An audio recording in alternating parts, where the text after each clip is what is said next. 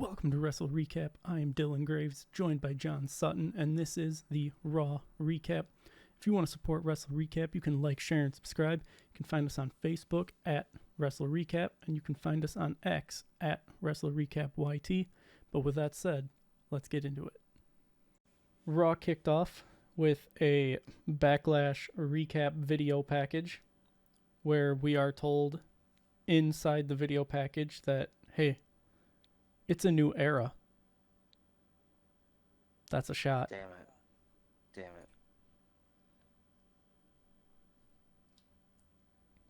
it. Okay, I'm ready.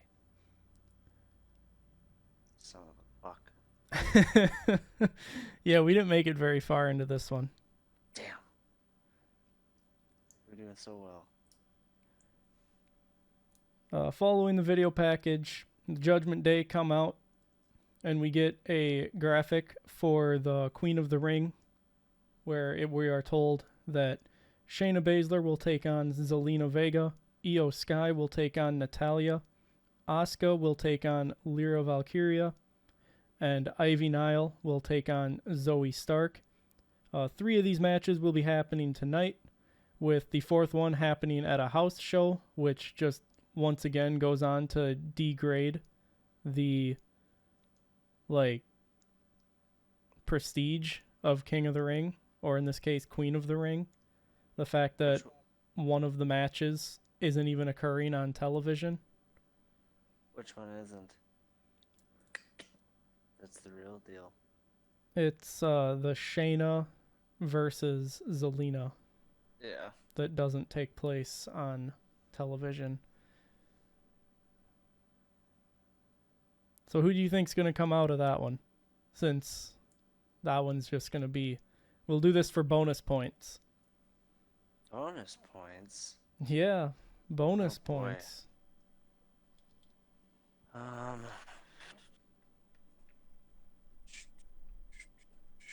Shayna Baszler and who again? Sorry. Zelina Vega, who is the Oh. defending Queen of the Ring.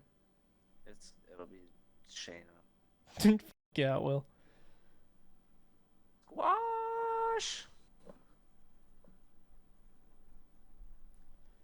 Come on, you don't want to take Zelina Vega? You don't think that she'll pull one out against Shayna? No. I'm still lost on the fact that they even had her become Queen of the Ring. That's because it didn't mean anything. I mean, They probably just had a big wheel in the back and they spun it and it just happened to land on her and they're like, all right, that's our winner. she's just spent most of her time being a manager and then suddenly she's going to go on and win Queen of the Ring. Like, that doesn't make sense to me. At least, Yeah. I don't know, make it someone who's not been a manager for most of their time in the company. Yeah, it's weird. Anyway, we then also get a King of the Ring graphic, and we are told that it'll be Gunther versus Sheamus, Kofi versus Rey, Ilya Dragunov versus Ricochet, and Drew McIntyre versus Finn Balor for the first round, with Kofi versus Rey taking place at a house show. So, who do you think's coming out on top of that one?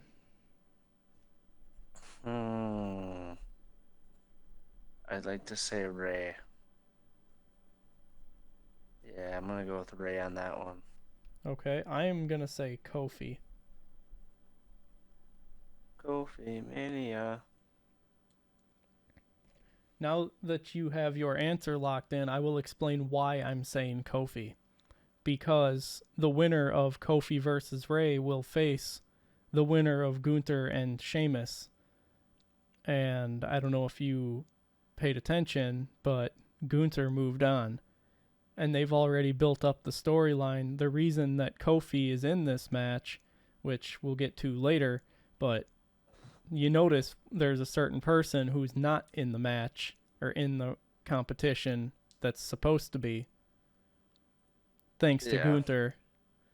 So I definitely foresee Kofi versus Gunther in round 2. Very true. I guess I didn't think So- about that till just now. So this'll let me get my 1 point back, so that I'll only be half a point behind. Or It's they'll a just wash again. throw us a curveball, and you'll get an extra point and be 2.5 points ahead of me. Yeah.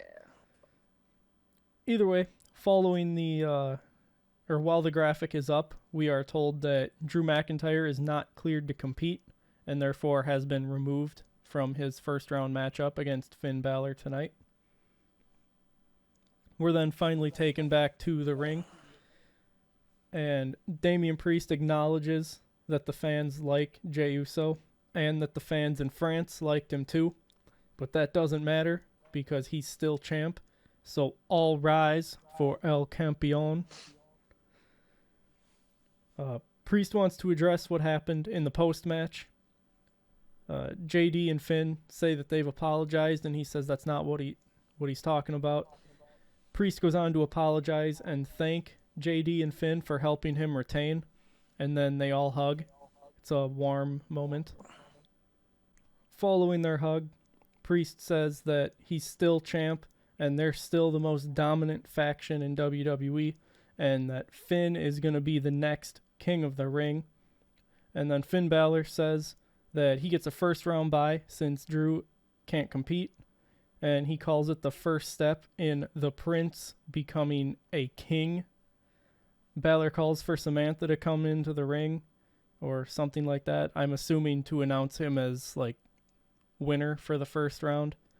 But before she can do so, Adam Pearce comes out and he tells Finn to hold on. And Finn asks him what he's doing here. Like, the dude isn't the general manager of the show.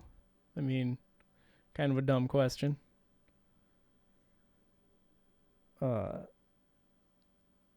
Adam Pearce informs Balor that he doesn't get a first round bye, and that his opponent tonight will in fact be none other than main event Jey Uso. Pat McAfee splooges himself as usual during Jey Uso's entrance, and we head into commercial break. Oh yeah, Pat McAfee eats incredibly hard. When we come back from commercial, the match gets underway. Balor starts with a quick roll-up for 2, and the crowd is mild. Can we go back to France? Can we just go back to anywhere that's not America? I mean, just give us a crowd with some energy. America ain't it, bro. No, definitely not. Balor takes control. And I once again said that this crowd sucks so much that there's a dude in the front row who isn't even watching. He's just chilling on his phone. Yeah. That is a massive downgrade from France. Very true. McAfee talks about how he thinks that the Judgment Day is on the road to Splitsville. And after being beat for most of the match so far, Jey finally fights back into it and takes Balor out with an S-dive. Jey rolls Balor back into the ring, but Balor just rolls back out the other side. Jey takes the bait and runs around the ring and goes for like a diving clothesline off the stairs, but Balor like punches him in the gut midair to take control. He then sends Jey across the announce table and mocks the crowd as we head into a commercial break. When we come back from commercial, Jey is in control now, but Balor counters to regain control. Balor gets a 2 count off of a basement drop kick. Jey fights back into it though and gets a 2 count off of the Uso splash, but Balor explodes out of the corner to counter the hip attack and retake control of the match. Balor gets a 2 count off of an inverted DDT elbow drop combo. Jey fights back into it, but Balor counters with the corner drop kick. Jey dodges the coup de grace though and gets a 2 count off of a spear. At this point, Drew McIntyre comes out and the crowd starts chanting CM Punk. At least they're finally chanting something. Jay gets distracted by Drew being there, and Balor rolls him up, but only gets 2.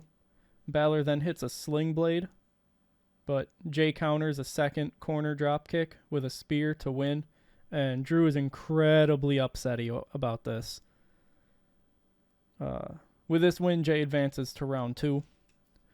So, yeah, He just Drew got yeeted in the mouth. Yeah.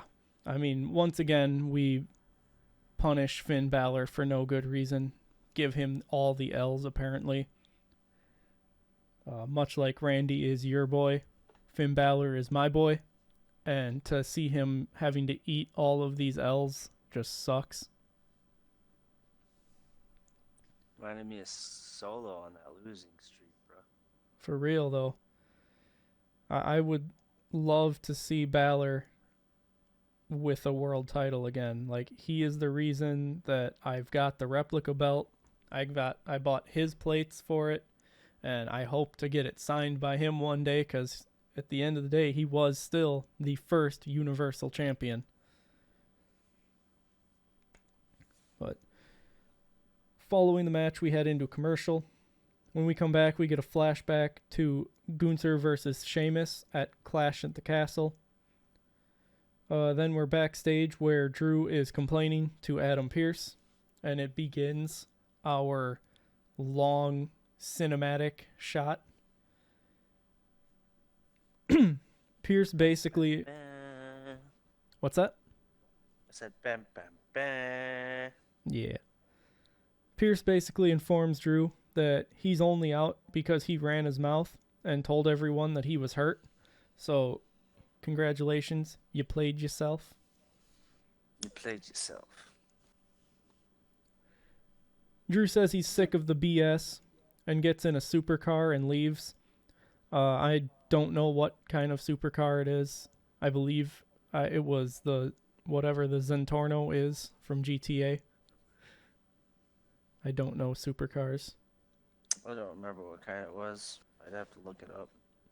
But CM Punk pulls up right after in a classic Camaro. We get an Uncle Howdy tease while Drew is pulling out of the parking garage, though. It's only a matter of time till they come back. Somewhere, somehow, it's gonna happen. Oh, and Nikki Cross was a member that I did not say in a different episode. Yeah, why isn't Braun in it? I don't know. It's just weird to me.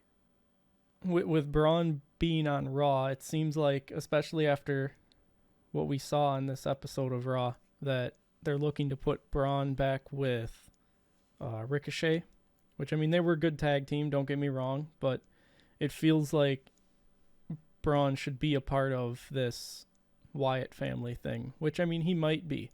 There's no 100% proof of anybody that's in it until they're on TV. True. But some of the members, you could definitely just say that they're going to be, in it. I mean, Rowan. yeah. Like Uncle Howdy, Eric Rowan, Yep. Alexa Bliss. They're pretty much guaranteed.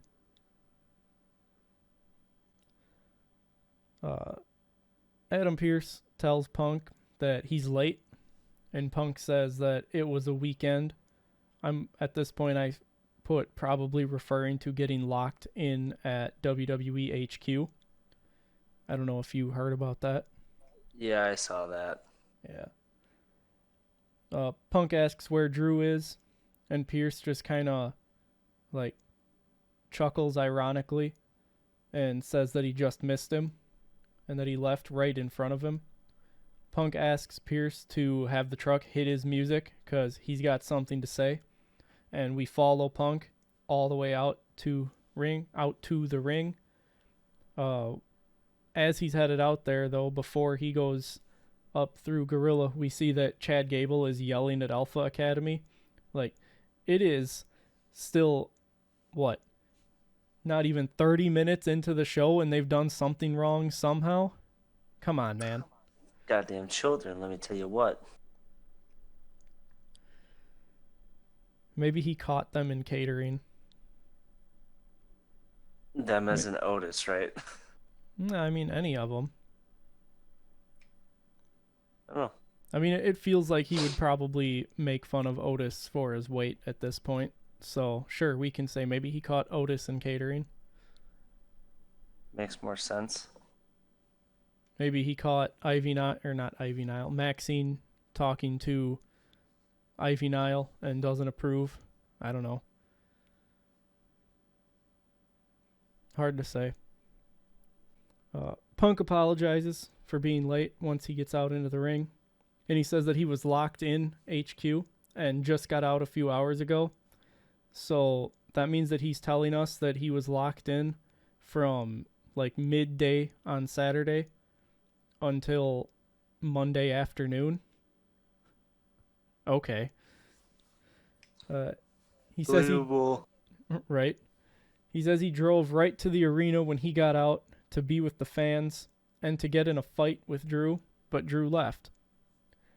CM Punk says that he's going to go over the 5 minutes and 46 second mark tonight to wait there until Drew comes back and tells everyone to start tweeting that Punk is there. He makes a remark that Drew's probably sitting at a stoplight right now, so they should start tweeting at him because he'll be scrolling through Twitter. Didn't someone hand him a mic or whatever? What? I thought someone handed Punk a mic and they're like, "You got 10 minutes," and that's why he kept looking at his watch. Oh, I don't know. I didn't see that. Yeah, that's what I thought, but I don't know. Maybe I'm wrong. Maybe I'm hearing things. But so Punk made the comment that Drew's probably sitting at a stoplight right now, scrolling through Twitter, so everybody should tweet at him. I'm actually glad that they didn't have Drew like turn around and come back, because that would have implied that he's on his phone while he's driving, and that kind of goes against like everything that trying to be promoted. Like, don't be on your phone and drive. So personally, I'm glad they didn't have him come back, because that would have looked really bad. I said no. I mean, he could have been like, I stopped at a restaurant and saw the tweets, so I turned around and came right back. I mean, if he would have came back later in the show, that would have been fine. Like, in the third hour. But if he would have been back within the same, like, promo section there for Punk, that would have looked really bad. Turns around, I forgot my stuff.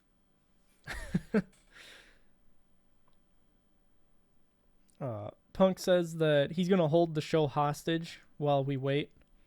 And he says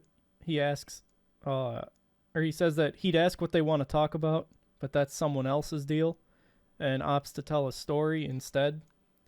The story is basically just a recap of the feud that's been going on with him and Drew so far. Punk calls himself a 5-tool player, while Drew is just a tool. He calls Drew a hater and says that all he does is talk about Punk and be like Punk, despite saying that he hates Punk. He calls Drew a choke artist, and then makes a comment that he's a choke artist of a different kind. Not sure what he's getting at there. Ain't that right, Pat? Yeah. And what was McAfee's response?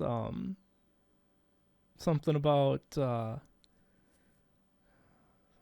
what was it? It was something about a submission hold. I forget what it was that he name dropped, and Michael Cole just chuckled. I want to say a chokehold, but I feel like that's just too obvious of what he said. I don't remember what he said either. Wish I knew, but I don't.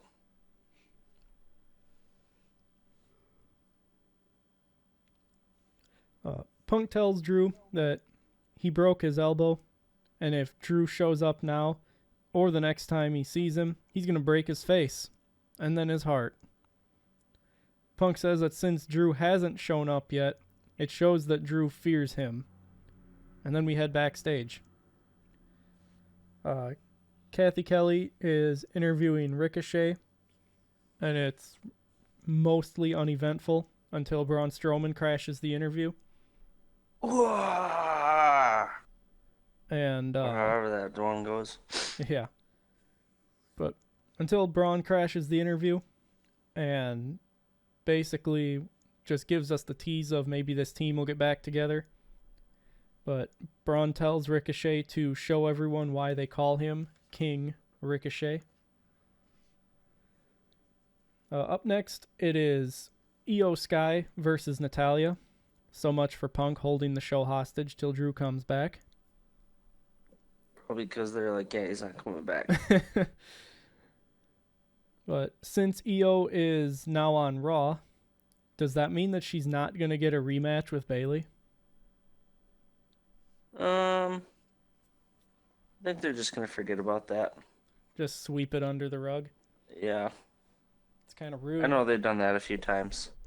Yeah, I mean, I've mentioned it before. The first how many Universal Champions never got a rematch. So for the longest time, there was like the running rumor / idea that maybe you don't get a rematch when it's the Universal title. But obviously that has changed. Oh, yeah. Natalya takes control of the match early and dodges a springboard moonsault. McAfee mentions the French crowd, probably because this crowd sucks. Io takes control, though, and gets a 2 count off of a springboard missile dropkick to take us into a commercial break. When we come back, Natalya hits a Michinoku driver for 2. Natalya then hits a superplex for 2. Io locks in an STF, but Natalya powers out of it. Io takes control and gets a 2 count off of a basement dropkick. Io gets another 2 count off of a roll-up, and then they kind of just counter penny temps back and forth before Natalya just picks Io up for a sit-out powerbomb for 2. Dakota Kai eventually distracts Natalya. Natalya starts to go for the sharpshooter after this, but Io just rolls through and sends Natalya into the turnbuckles. Following this, Io hits the double knees in the corner, followed by the over-the-moonsault to win the match. Therefore, Io Sky moves on to round 2. Yeah. I actually thought that Natalya would get the nod here to move on.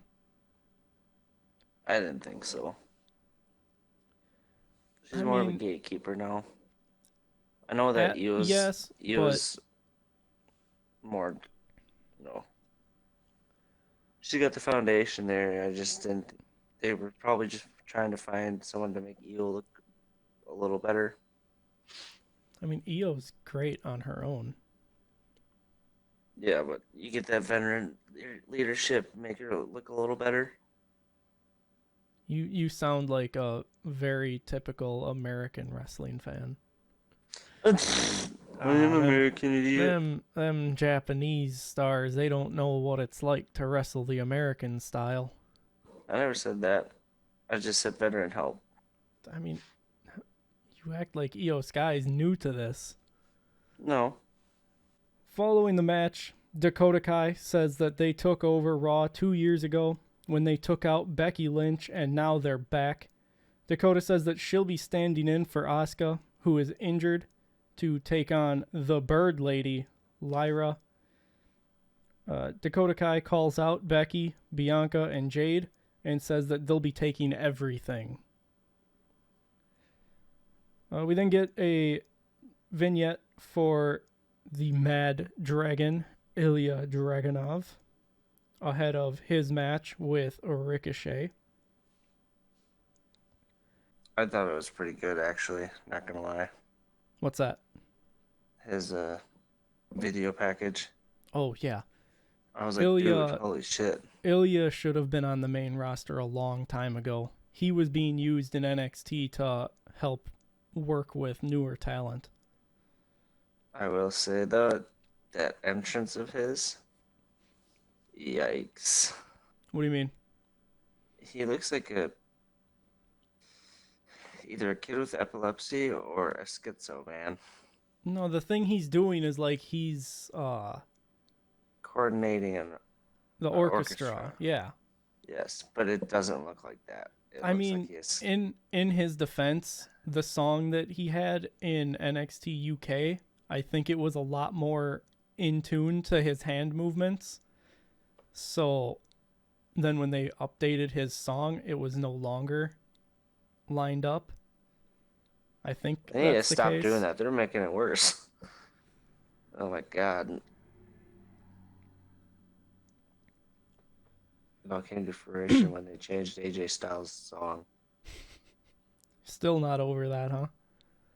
That's when I knew things were not right. Ricochet makes his entrance, but he does not bring the WWE Speed Championship with him. They don't list him as the WWE Speed Championship in his like name bar, but they talk about how he's the Speed Champion. So why are we not promoting him as you fucker? What did you drop? Apparently there was a toy behind me. Whoops. But for whatever reason, we're not promoting him on television with the title. We're just saying, oh yeah, he's a champion. Not an important champion, but he's a champion. Yeah, I mean, clearly that's what it feels like they're saying, is it's not important enough for him to bring the belt to television. But hey, he's a champion. And in which case, why are we wasting our time with it? It's an experiment. Kind of like the 24/7 title. Most of these experimental ones fail. Yeah. 90% of the time. Yep. I would imagine that by the end of next year, or I'll say by this time next year, I would imagine that WWE Speed is no longer a thing. That's my I prediction. wouldn't even give it that long. I'm being generous. Anyway, the match starts off back and forth, and we head into a commercial break. When we come back, Ricochet has control and gets a 2 count off of a standing shooting star press. Ilya briefly takes control, but Ricochet fights back, and Ilya catches Ricochet in a moonsault on the outside to hit him with a German suplex. Ilya hits a coast-to-coast for 2 on Ricochet. Ricochet then hits a top rope Hurricane Rana to Ilya, but Ilya rolls out of the ring towards the announce table. Ricochet hits him with an S-dive, but Ilya stays standing and walks around to the hard cam side of the ring. Ricochet goes back into the ring and hits Ilya with another S-dive, but Ilya is still standing, and now he is walked around to the entrance ramp side of the ring, where this time Ricochet hits him with a corkscrew plancha to take us into a commercial break once again. When we come back from the commercial break, they are trading strikes, and Ilya gets a 2 off of the Constantine special. Ilya gets another 2 off of the seated senton. I guess it'd be a diving senton, not a seated senton. My bad. They begin trading head kicks, and Ricochet gets a 2 off of a rolling fireman's carry into a springboard moonsault. Shades of Chris Jericho with the lion salt. Ilya strikes Ricochet out of the air, though, and hits him with a power bomb, followed by an H-bomb.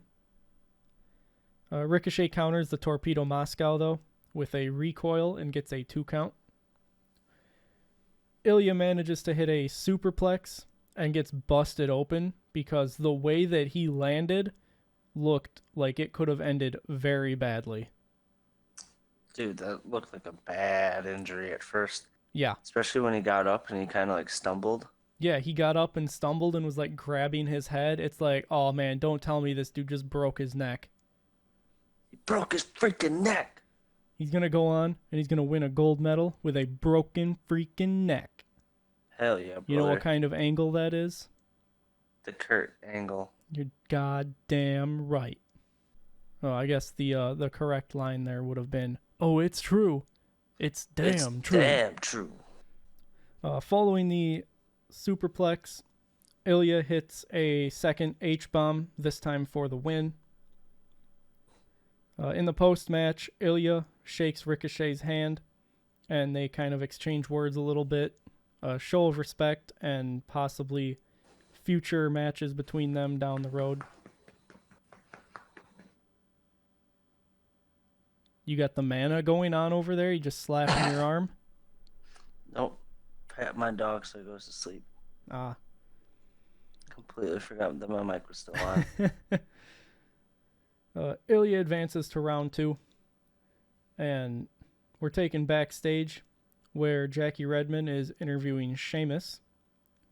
Sheamus says that it's no secret that him and Gunther don't like each other. He calls, quote, King Gunther an unbearable thought. Sheamus said that they had a banger at Clash at the Castle and a banger at Mania 39. Talk about banger or burger? Nope, banger. Okay. And he says that they're going to have another banger tonight. Burger. So that seems to be Sheamus's gimmick now, is having banger matches. Sure they're not burger matches? I mean, Sheamus already looks like in even better shape than last week.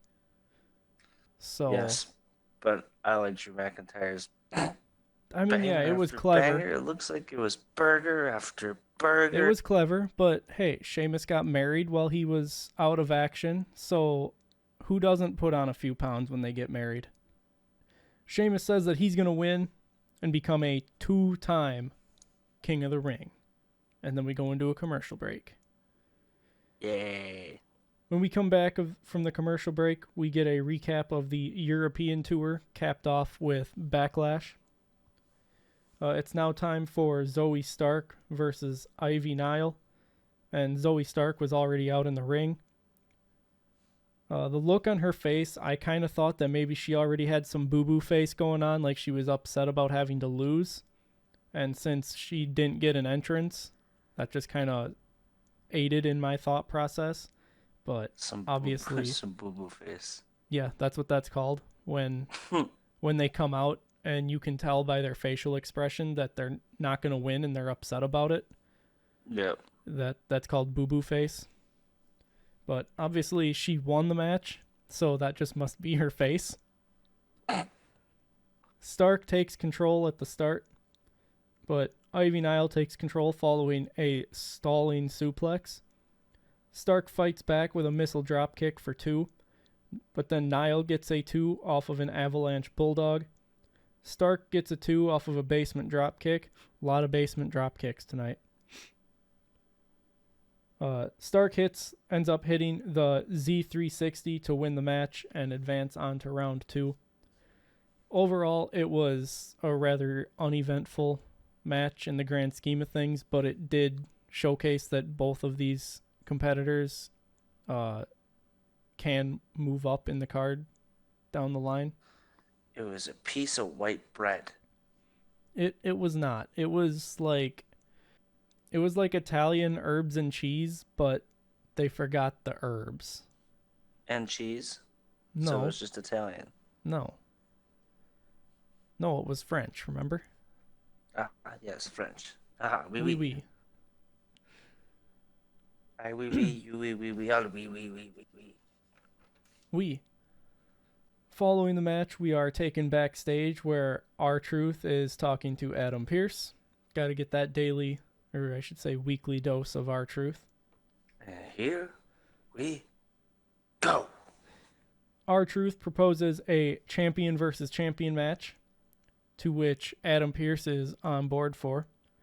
And then R-Truth introduces the UConn men's basketball coach, Dan Hurley, at which point Adam Pearce is no longer interested. Miz comes up as well and tells Truth to talk to him next time before accepting another title match. Miz tells Truth that they can't face Yukon, and Truth asks to know why. Truth also seems to think that NCAA is a small indie promotion. Did you hear the cameraman laugh about that? I did not. Yeah, he laughed. That's great. Like if you go back, you can hear him just go, and they like must have covered it up right away. That's great. Miz says they can't fight the Huskies because they're a basketball team, and Truth says that a sport is a sport, and in trying times like these, he's sure they can all agree. I don't think they all agree. They should have. I was really expecting us to end up getting Awesome Truth versus two guys from the Yukon basketball team. I really thought that was going to happen, but then I remembered, oh yeah, he who shall not be named isn't the one in charge anymore. Yes. Otherwise, that probably would have happened. Would have been funny, though. That was one of those, it definitely would have been funny to be like, R-Truth be like, wait, you guys aren't wrestlers? You know what, guys? My bad. Yeah, My bad. It would have been funny for Awesome Truth to come out and then have, like, Yukon's Pride song hit and just have the entire basketball team come out and R-Truth rethinks it. And then, yeah, like the whole, my bad. That's all me. Yeah. Miz ends up telling Adam Pearce that he'll take care of this, and they leave with Coach Hurley. After they leave, Pearce kind of just says under his breath that he needs a drink, at which point Braun Breaker comes up to ask him why he's not in King of the Ring. Pearce invites Braun into his office to talk about that, and then we're taken back to ringside, where Chad Gable comes out before heading into a commercial break. When we come back from the commercial break, we get a flashback to Gunther versus Sheamus on October 7th, 2022. It was a SmackDown episode, I believe, where they fought for the Intercontinental Championship. And Gunther took advantage with the shillelagh that Sheamus brought down to the ring. Clearly, tonight's episode of Raw is being built around them two in the main event. So I like the history that we're showing for people who maybe didn't know of the history. We're then taken to the Judgment Day's clubhouse. Finn Balor is upset about losing to Jay. JD says that Balor probably wasn't 100% because of Braun Strowman last week, and Balor agrees and says Braun needs to be taken care of, to which Priest says that Braun will be taken care of by JD. We then right away pan over and see that Dom and Carlito come walking up. Priest says that he's not a fan of Carlito because of the whole Carlito costing him the match at Backlash, I would imagine, last year. Because he said on this day last year. Yeah. I was just thinking about, like,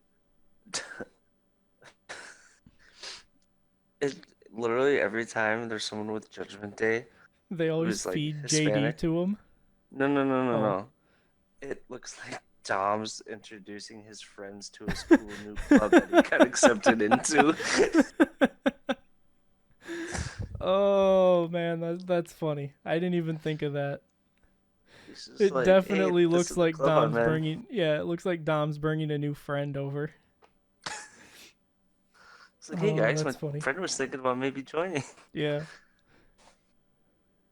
But Carlito says that that's the past, and they're the Judgment Day, and they rule Raw, and that's cool. He tries to, nudge, Butter him up. laugh it off, just toss the apple a little bit. And Priest is not having it. Not having it at all. Carlito then finally admits that he needs help with the LWO, and based on Dom's condition, they could use some help too. Priest is still unenthused and tells Dom to get him out of there. After they leave, JD asks Priest what he was saying about Strowman before, and Priest and Balor just look at him. Clearly, they weren't thinking on their feet here because they need someone to go after Strowman. Carlito wants to, he'll help them if they help him. Well, tell Carlito that he's got to beat Braun Strowman to get their help. And then none of your guys get injured. Exactly. You just feed Braun a guy with an apple and an afro and let him make some apple juice. Braun, that is. Yes.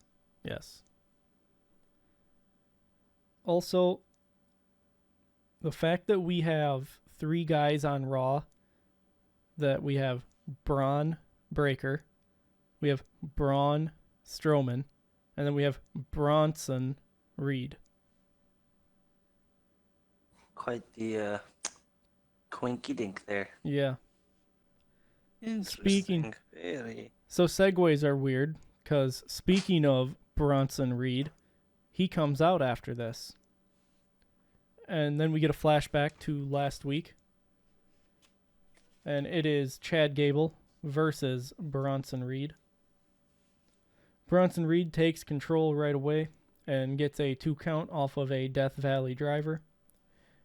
Gable hits his deadlift German suplex on Bronson Reed, but then Bronson dodges the diving headbutt that followed it. Bronson then follows up the dodge with a senton. First off, though, the fact that Gable is able to just deadlift Bronson Reed like that into a German suplex, that is insane. He's just got the pure strength. Like, he's a wrestler. Dude's got core strength for days. Yeah. He was always that strong, though, I think. But I mean, like, the way he just, like, slowly went back in the German suplex, like, at that point, he was no longer lifting with his legs. Yeah. He's like, lift him now, worry about the back later. Yeah. Make money now, be in eternal pain later. Eternal pain. Bronson Reed goes up top, but Gable catches him and hits him with a super Spanish fly, ? A super exploder suplex, ? Super duper. Not sure. It move. Looked far more like a Spanish fly than anything else, but I don't know. It was something, that's for sure. This leads us into a double down, at which point Sami Zayn comes in and attacks Chad Gable, forcing a disqualification.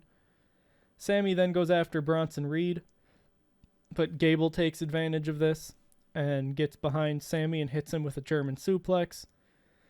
Sami then hits Gable with an exploder into the corner, and Bronson Reed ends up hitting Sami and Gable with Uranagi's, 1 each. We then follow Bronson Reed backstage, where Adam Pearce is waiting for him in gorilla position. Adam Pearce. What? Oh, gorilla position. That's what that area is called. Named after Gorilla Monsoon. I know. But hearing it just sounds like, he was in gorilla position. I get that. You hear it and you just imagine a person standing there or like down on their like fists on Standing the on their ground like fists. a gorilla. Yeah.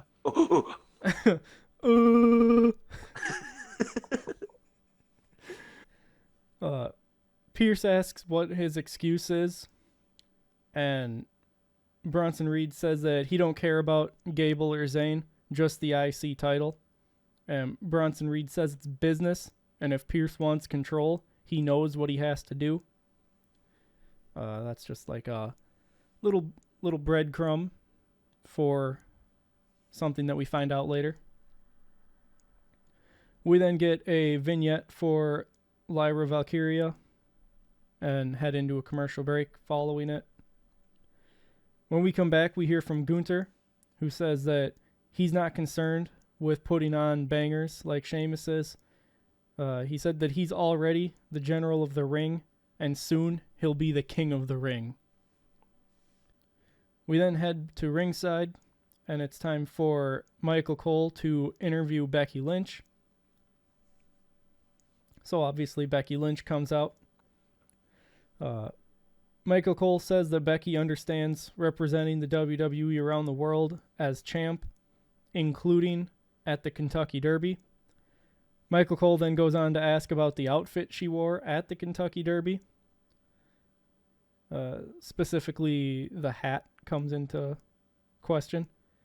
Becky says being champ means representing at the biggest events possible and wearing the biggest hats possible, apparently, but she thought it looked good.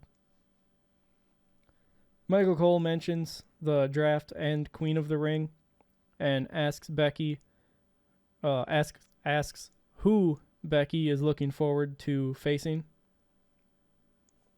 Becky goes on to name drop the longest reigning NXT UK Women's Champion and therefore the longest reigning Women's Champion in WWE's recent history, or I should say modern history, that being Elba Fire. Bet you didn't know that.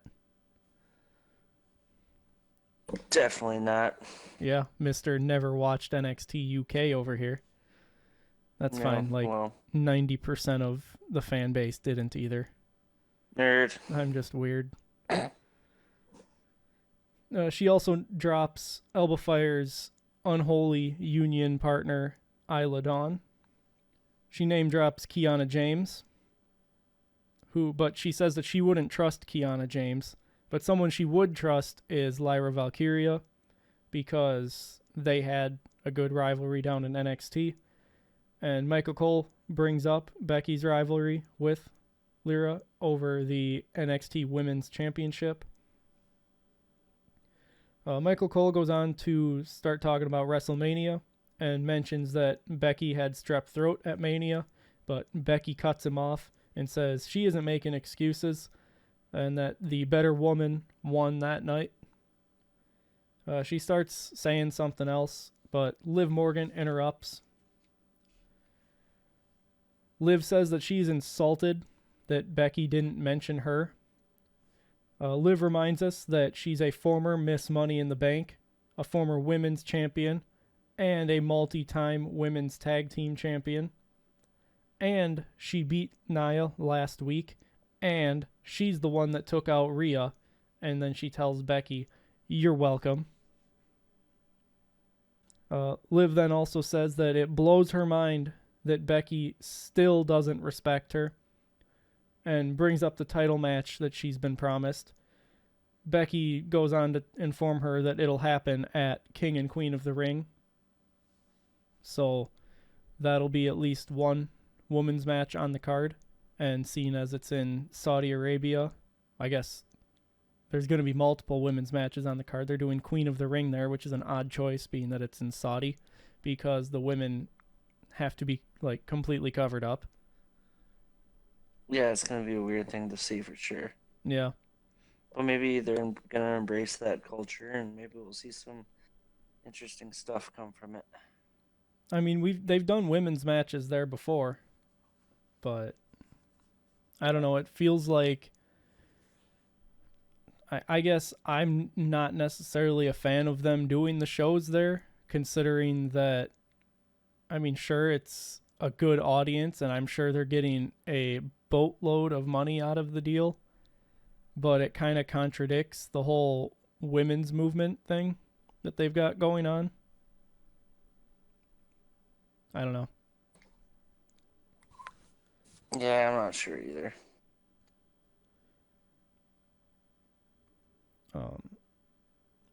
Becky goes on to also include that everything Liv has done, she still hasn't beaten Becky. Liv acknowledges that and says she finally figured out what she's been missing all this time, and that's purpose. But she has that now. Liv says that her purpose is getting back at Rhea Ripley and taking everything that she loves and then becoming women's world champion. She's going to take everything Rhea loves and then become champion. I don't know if you saw, but there was also a photo of Liv that was dropped. She had the purple handkerchief. Where she had the purple handkerchief in her pocket. She's stealing Dom. Things are getting hot and heavy. Oh, yeah. Oh, they pretty much have to get her and Dom separated because she's going to be face when she comes back. Absolutely. And there's no way you can make Dom a face. No, not a chance. Do you want to he gets? Nah. At this time, Damage Control interrupt. And Dakota Kai says that Liv gets a title shot that she did nothing to earn. She beat Nia Jax last week for the title shot, so I don't know what Dakota Kai's been hearing or watching. Hey, she's not the smartest tool. I mean, clearly she only watches the show that she's on. Which is okay. Dakota Kai says it's okay because they got Queen of the Ring on lock because Io has already moved on and she's going to move on because she's just, all she's got to do is beat Lyra Valkyria. Dakota Kai, Io Sky, and Kairi Sane then circle the ring. Obviously, they are minus Asuka because they said earlier in the night that Asuka is hurt. There is a lot of injury-related removals from King and Queen of the Ring. Not sure if those are all storyline or if they're actual injuries. If they're all actual injuries, hopefully everyone has a quick recovery. Rest up, my queens. I noted that they circled the ring and left the entrance ramp side wide open, so that way Lyra can make the save and even the odds. Dakota Kai. What happened? What's that? I said, but that's not what happened. I mean, it kinda did, just not quite. I was on the right track. Had the right idea, just poor execution. Yeah. Dakota Kai says that they're going to remind them who really runs Raw. And at this point, Liv and Becky are standing back to back, ready, like seemingly ready to fight. To be honest, when they started zooming in on this a lot, I expected Liv to turn around and be revealed as a new member of Damage Control. I just expected her to turn on Becky right there. Oh, yeah, that's like, I expected her to, like, not to turn join around. Oh, you Damage didn't. Control, but. Well, I mean, Damage Control was going to attack both of them. Yeah. She was just going to do it to save her ass and then leave. Well, yeah, she just, like, dips, flees out of the ring, leaving Becky alone, and says that it's not her problem. Becky tries to fight them off, but the numbers are too much, and Lyra makes the save as we head into a commercial break. When we come back, Jackie Redmond is talking to Sami Zayn, and Jackie asks where this situation with Gable and Reed ends. Sami says it should have been over weeks ago with the match in Montreal. And then Sami says that it's going to end with a triple threat match at King and Queen of the Ring. So I'm assuming that that's going to be made officially official soon enough. But now it's time for Lyra to take on Dakota Kai. And Lyra takes control early and gets a 2 count off of a Northern Lights suplex. Dakota Kai counters a Fisherman suplex into a roll-up for 2 and takes control.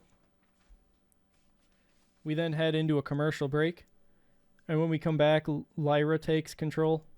Lyra hits a Fisherman suplex for 2. But then Dakota Kai gets 2 off of a springboard stomp. I didn't know what else to call it. Lyra gets a roll-up for 2. And then hits a pair of elbows in the corner. But Kai follows her out and hits her with a haluva kick. And gets a 2 count off of that.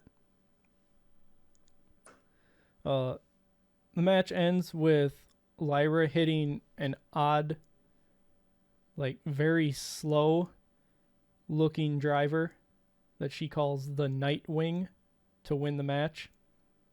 Therefore, she will move on to round 2, where she'll face Zoe Stark. Oop. Isn't it funny that people who are calling their shots are not winning? I mean, that's typically how that goes. I know, it's just kind of funny to me. Yeah, I'm gonna win King of the Ring, and then proceeds to go on to lose their very first match. Yep. I'm going all the way. Proceeds to trip and not be in the match. Out for season. Sprained a hammy. Who? What? Oh, I'm just making a joke. Oh. Pulled a hammy, out for season. the minute they say something, but I am entering myself in King of the... Going all the way. I am pulling myself back out. Yeah.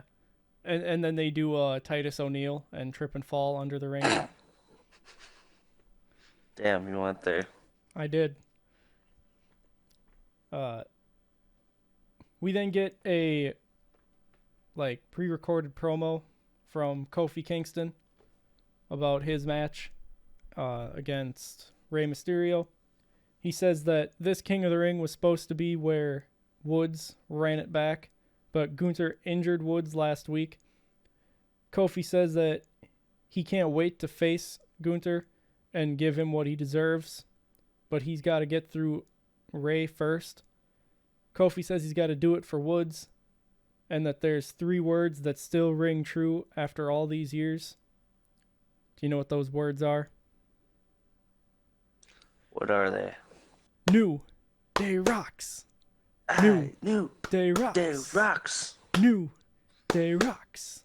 Bring the pancakes back, or Bootios. I don't care which one. Both? Bring Big E back as a manager. Just start flinging those pancakes again, baby. Let Big E come back and be their manager so that he can still go out and have fun with the boys. The fans want to see Big E. Even if he can't compete, the fans still want to see him. They don't care. I mean, I've been saying that he should replace Booker on commentary at NXT, but hey, that's just me. Oh. Following this, it's announced that Jey Uso will be taking on Ilya Dragunov next week in the round 2 matchup. And we then head into a commercial break after seeing that Gunther and Sheamus are preparing themselves for their match. When we come back from commercial, we get a flashback of the events that happened at Backlash. When Gunther makes his entrance, he tells Ludwig Kaiser something. We don't know what he says because they just kind of whisper it to each other. At the start of the match, they lock up to start and then get into a chop battle before Sheamus takes control. Gunther eventually takes control, though, with a big boot to Sheamus. But Sheamus ends up taking control back on the outside of the ring as we head into a commercial break. When we come back, Sheamus has control of the match, but Gunther takes control right back with a massive chop to the back of Sheamus, like the back of his neck. Like, that was a hard chop. Even Michael Cole made the comment that the sweat that just, launched off of Sheamus's back with that. All their chops were pretty hard hitting. They're red by the end of it, bro. Oh, for sure. It was an absolute banger. Yeah, it was 2 men slapping man meat. And then they probably celebrated with the burger. What, you think they met up with Andy Reid? Probably. I mean, that would have been last week. They were in Kansas City. Andy Reid will go anywhere where there's a cheeseburger present. That's true. That's true. Andy Reid, he likes his cheeseburgers. Might even make it a double. Connoisseur of cheeseburgers, if you will. Yeah. Gunther begins targeting Sheamus's neck and gets a 2 count off of a clothesline. Sheamus gets a 2 count off of white noise. And then Sheamus gets another 2 off of a power slam. Sheamus hits 17 beats of the Bowran Gunther dodges 2 brogue kicks though, and at this point, the second one, Sheamus's foot goes over the top rope, and Gunther gets the referee's attention, allowing Ludwig Kaiser to tie Sheamus's leg up in the ropes. And of course, Gunther takes advantage of this and begins targeting the leg.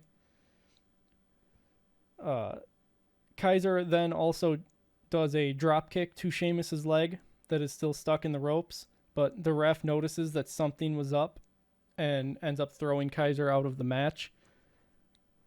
We then head into a commercial break. When we come back, Gunther has control. Gunther continues to target the right knee, going as far as ripping off the right knee pad. Sheamus fights back, though, with a clothesline, and Gunther escapes the Celtic Cross, but gets hit with the kneecap for 2, and Sheamus used the right knee, so okay. Ouchie. Gunther hits Sheamus with a power bomb for 2. Gunther then locks in a half crab, but Sheamus gets to the rope, the bottom rope, that is. Gunther goes up top, but Sheamus grabs him and hits a Celtic Cross, but only gets a 2 count out of it. Gunther takes control back, but Sheamus hulks up and hits another kneecap, followed by a brogue kick, but he took too long making the cover, and Gunther kicked out at 2 before immediately locking in the half crab again, and this time Sheamus was forced to tap out. Therefore, Gunther moves on to round 2. The Ring General. Yep. I think the Gunther Sheamus match was really good, but I think the Ricochet Ilya match stole the show. Yes, I was just gonna say as my side note that was probably my favorite match. Dragunov is slowly becoming a wrestler that I really like. Oh, I've liked Ilya ever since I saw him, and at the time he was known as Walter in their feud at NXT UK. So yep. I've known about the Mad Dragon for a bit longer than you, and yeah, you're seeing what Ilya is all about. His finisher is weird, but which one? The H bomb? Yeah. Well, he's got him in the face on when he's laying down. Right, so he's got the Constantine special, which is like a 619 maneuver that he then comes out of and hits a clothesline. He's got the H-bomb, which is like standing above them and just an elbow or like a forearm and elbow to the face. Then there's the running H-bomb, which he finished the match with tonight. There's the super H-bomb, which is an H-bomb from the top rope. And then there's the Torpedo Moscow, which is a running headbutt that he like spins. So like when he makes contact with them, he's looking upwards. Yep. And then he lands on his back. But yeah, I really like him. I think I'm gonna continue to be on that hype train for a while. Yeah. I can't wait till Gunther wins the World Heavyweight Championship at Bash in Berlin, and then we get Ilya as a challenger. Oh. I'm just going to keep saying that Gunther's winning at Bash in Berlin because I will not be convinced otherwise unless it doesn't happen, at which point I will have no choice but to be convinced it's not happening. I want to see Ilya in so many matches. It's not even funny. Yeah. I mean, Ilya needs to get strapped up with a mid-card title because the world title picture is just too full right now, and we're obviously not going to skip him over Gunther. So, I mean, Ilya can be the one to dethrone Sammy. He could. Or, if I guess, Sammy no, doesn't lose. Gable needs to be the one to dethrone Sammy, and then Ilya can dethrone Gable. Yeah. Ilya could dethrone Gable at, say, WrestleMania. Be a safe bet or Royal Rumble. Well, I'm hesitant to say the Rumble because I feel like that the matches that happen outside of the Rumble, I don't think that they're gonna do a title match. I mean, obviously they could. I don't know. We'll see. Yeah, only time will tell. We've still got what, 8 months till then? 7 months? No, 8 months. A long ass time. Eight That's all months. I Yeah, know. most of the better part of the year. Almost all but 1 month of the year because this is in November. No, the Rumble is in January Oh yeah, that's right. because the Royal Rumble marks the start of the road to WrestleMania. Yeah, I don't know why I thought it was November. Yeah, that's Survivor Series. Uh, I must have got them mixed up. Who knows? That concludes the Raw recap. I've been Dylan Graves. He's been John Sutton. This has been WrestleRecap. If you want to support WrestleRecap, you can like, share, and subscribe. You can comment down below and tell us how we're doing. You can also click the video that's floating around on the screen somewhere. You can also find us on Facebook at WrestleRecap, and you can find us on X at WrestleRecapYT. But until next time, goodbye.